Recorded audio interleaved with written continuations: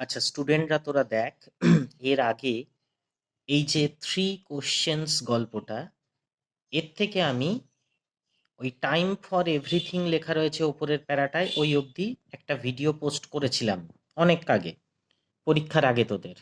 এর পরের অংশ থেকে আমি আবার পড়িয়ে দিচ্ছি, ভালো করে লক্ষ্য কর।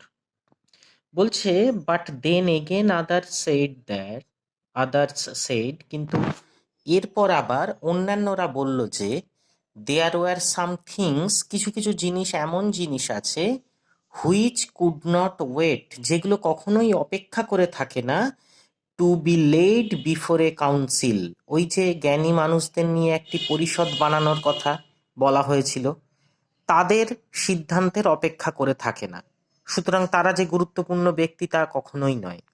But about what one had at once to decide, কোনো একটা বিষয় সম্পর্কে কাউকে যদি তৎক্ষণাৎ সিদ্ধান্ত নিতে হয়, whether two undertake them or not, তাহলে যদি কোনো ব্যক্তিকে হঠাৎ করে সিদ্ধান্ত নিতে হয় কোনো কাজ আন্ডারটেক মানে গ্রহণ করা, কার্যভার গ্রহণ করবে না করবে না, তাহলে ওই কাউন্সিলের সদস্যদের মতামতের জন্য কখনোই অপেক্ষা করা যায় না।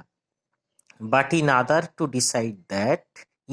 টু ডিসাইড দ্যাট, সুতরাং সেই ইন অর্ডার টু মানে সেই কারণে, ওই জিনিসটা সিদ্ধান্ত নেওয়ার কারণে বা সিদ্ধান্ত নেওয়ার জন্য, one must know before hand মানে আগে থেকে, তাহলে একজনকে অবশ্যই আগে থেকে জেনে রাখতে হবে what was going to happen, মানে কি ঘটতে চলেছে। অর্থাৎ কি ঘটতে চলেছে এটা যদি আগে থেকে অবশ্যই সে জেনে না রাখে, তাহলে ওই জ্ঞানী মানুষদের পরিষদের সিদ্ধান্তের উপর নির্ভর করে কখনোই হঠাৎ করে কোনো কাজ গ্রহণ করা যাবে না এটা কখনোই বোঝা যায় না। তাহলে কি করতে হবে? ইট ইজ অনলি ম্যাজিশিয়ানস, তাহলে আগে থেকে কোনো ব্যাপার কারা জানে? ম্যাজিশিয়ানসরা, জাদুকররা। তাহলে কেবলমাত্র জাদুকররাই, হু নো যারা জানে, দ্যাট যে, অ্যান্ড দেয়ার ফোর এবং সেই জন্যই, ইন অর্ডার টু নো মানে কোনো কিছু জানতে, the right time for every action মানে সঠিক সময়ে সঠিক কাজের, এইটা জানার জন্য, ওয়ান মাস্ট কনসাল্ট একজনকে অবশ্যই পরামর্শ করতে হবে, কাদের সাথে? ম্যাজিশিয়ানস, অর্থাৎ জাদুকরদের সাথে আগের থেকে ব্যাপারটা জানার জন্য এই পরামর্শ করে নিতে হবে, যাতে আগে থেকে সে বুঝতে পারে কাজটা কি হতে চলেছে। এইগুলো হলো প্রথম প্রশ্নের, বিভিন্ন জন বিভিন্ন উত্তর দিল। এইবার বলছে ইকুয়ালি ভেরিয়াস ওয়্যার, ইকুয়ালি মানে ওই একই রকম ভাবে, ভেরিয়াস মানে বিভিন্ন রকম হলো, the answers to the second question. ওই যে দ্বিতীয় প্রশ্নটা যারের ছিল সেটারও উত্তর সে বিভিন্ন রকম পাওয়া গেল। সাম সেড, কেউ কেউ বলল, কি বলল? দ্য পিপল, দ্য যার মোস্ট নিডেড মানে কোন ব্যক্তিরা যাদের কাছে সব থেকে গুরুত্বপূর্ণ, মানে যাদের সব থেকে নিডেড মানে প্রয়োজন হয়, ওয়্যার তারা হলো হিজ কাউন্সিলার্স মানে সভাসদ, তার সভায় যে সভাসদরা আছে তারাই হচ্ছে সব থেকে গুরুত্বপূর্ণ ব্যক্তি। আদার্স, আবার অন্যান্যরা বলল, দ্য প্রিস্ট মানে হচ্ছে পুরোহিত, যারা পূজা করেন তারাই সব থেকে গুরুত্বপূর্ণ ব্যক্তি। আদার্স, অন্যান্যরা আবার বলল কাদের? দ্য ডক্টরস মানে কে? চিকিৎসকরা সব থেকে গুরুত্বপূর্ণ ব্যক্তি।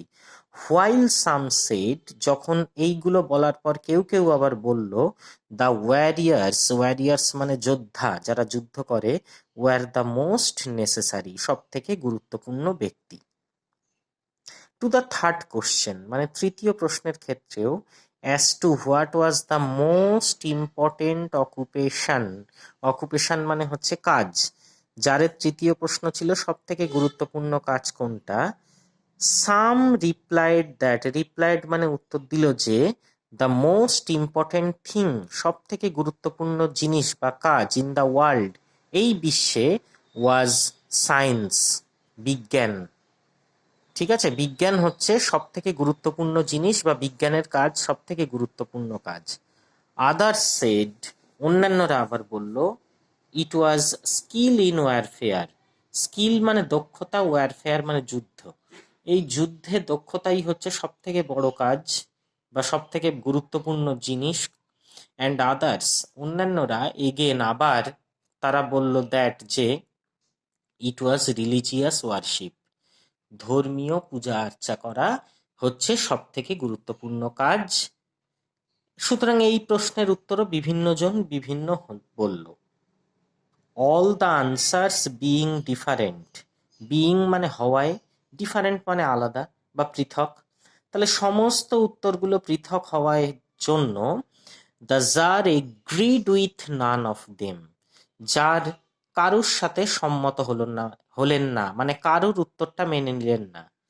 And gave the reward two নান, মানে ওই পুরস্কার যে দেবেন বলেছিলেন কাউকেই দিলেন না। বাট স্টিল মানে তখনও পর্যন্ত, উইশিং টু ফাইন্ড, উইশিং মানে তার মনের ইচ্ছা হচ্ছিল, টু ফাইন্ড মানে খুঁজে পেতে, দ্য রাইট আনসার্স সঠিক উত্তরগুলি, টু হিজ কোশ্চেন্স তার প্রশ্নগুলির সঠিক উত্তর খুঁজে বের করার ইচ্ছা তার মনের মধ্যে ছিল। হি ডিসাইডেড, তাই তিনি ডিসাইডেড মানে সিদ্ধান্ত নিলেন, to consult a hermit, hermit মানে একজন সর্বত্যাগী সন্ন্যাসী বা জ্ঞানী মানুষ, তার সাথে তিনি কনসাল্ট মানে পরামর্শ করবেন, ওয়াইডলি রিনাউন্ড, যে সন্ন্যাসী বা সাধু, ওয়াইডলি মানে ব্যাপকভাবে, রিনাউন্ড মানে প্রসিদ্ধ ছিলেন বা বিখ্যাত ছিলেন, ফর হিজ উইজডম, উইজডম মানে হচ্ছে জ্ঞান, যে সাধু বা সন্ত ব্যক্তিটি তার বিশ্বব্যাপী বা প্রচুর জ্ঞানের জন্য বিখ্যাত ছিলেন, তার সাথে তিনি কনসাল্ট করবেন বা পরামর্শ করবেন বলে ঠিক করলেন। দ্য হারমিট, ওই সাধু, লিভড ইন এ উড মানে বন, একটি বনে বাস করেন, হুইচ হি নেভার কুইটেড মানে ত্যাগ করা, যে বন ছেড়ে কখনো তিনি বেরোন না বা বন ত্যাগ করে কোথাও যান না। অ্যান্ড হি রিসিভড মানে এখানে সাক্ষাৎ করা বা দেখা করা বা গ্রহণ করা তার নিজের কাছে, নান বাট কমন ফোক মানে সাধারণ মানুষ, অর্থাৎ তার সাথে যদি সাধারণ মানুষ দেখা করতে যায় তিনি তাদের সাথে দেখা করেন বা গ্রহণ করেন, অন্য কোনো উঁচু বর্গের বা উঁচু শ্রেণীর মানুষের সাথে তিনি কখনোই দেখা করেন না। সুতরাং the czar put on simple clothes, czar যেহেতু সম্রাট তাই তিনি তার রাজার বেশ ছেড়ে সাধারণ পোশাক পরলেন মানে সাধারণ মানুষের মতো পোশাক পরলেন। And before reaching the hermit's cell মানে এখানে ছোট কুটির বা কুঁড়ে ঘর, ওই বনের মধ্যে হারমিটের কুটির বা কুঁড়ে ঘরে পৌঁছানোর আগেই, ডিসমাউন্টেড ফ্রম হিজ হর্স, তার ঘোড়া থেকে নেমে পড়লেন, কারণ ঘোড়ায় চড়ে আসা মানে হারমিট বুঝতে পারবে বিখ্যাত কোনো বা বড় মাপের লোক, তাই তিনি ঘোড়ার থেকেও নেমে পড়লেন। And living his bodyguard behind, জারের বা সম্রাটের যে দেহরক্ষী যারা আছে তাদের ওই একটু দূরে রেখে এলেন, সাথে নিলেন না। ওয়েন্ট অন অ্যালোন, সেই হারমিটের বা সাধুর কুটিরের দিকে জার একাই গেলেন। হোয়েন দ্য জার অ্যাপ্রোচড, যখন ওই জার সেখানে গিয়ে অ্যাপ্রোচড মানে উপস্থিত হলেন, দ্য হারমিট ওয়াজ ডিগিং মানে মাটি খুঁড়ছিলেন, দ্য গ্রাউন্ড মানে মাটি বা জমি, ইন ফ্রন্ট অফ হিজ হাট, তার কুঁড়ে ঘরের বা কুটিরের সামনে যে মাটির জমি আছে সেটা তিনি কোদাল দিয়ে খুঁড়ছিলেন বা কুপাচ্ছিলেন। সিইং দ্য জারকে দেখে, তিনি তাকে জার বলে বুঝতে যদিও পারেননি, হি গ্রিটেড মানে অভ্যর্থনা জানালেন, সেই হারমিট জারকে অভ্যর্থনা জানালেন বা আহ্বান জানালেন। অ্যান্ড ওয়েন্ট অন ডিগিং, তারপর ওই মাটি খোঁড়ার কাজ চালিয়ে যেতে লাগলেন। The hermit was frail and weak, ওই সাধু ছিলেন ফ্রেল মানে রোগাটে গড়নের, তার শরীরটা অত্যন্ত রোগা, অ্যান্ড উইক মানে দুর্বল। অ্যান্ড ইচ টাইম প্রত্যেকবার, হি স্টাক হিজ স্পেড মানে কোদাল, স্টাক মানে আঘাত করা, প্রত্যেকবার তিনি যখন কোদালটিকে আঘাত করছিলেন, ইনটু দ্য গ্রাউন্ড মানে মাটিতে, অ্যান্ড টার্নড এ লিটল আর্থ, এখানে আর্থ মানে পৃথিবী নয় কিন্তু এখানে আর্থ মানে মাটি, অর্থাৎ কোদাল দিয়ে আঘাত করে একটু মাটি উপড়ে আনছিলেন, অল্প একটু করে মাটি উপড়ে আনছিলেন।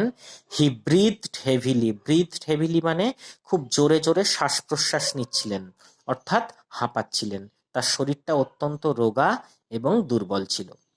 আচ্ছা তোরা দেখ, এইটুকু পার্ট আমি আজকে পড়িয়ে দিলাম, নেক্সট দিন আমি আর কিছুটা অংশ পড়িয়ে দেব।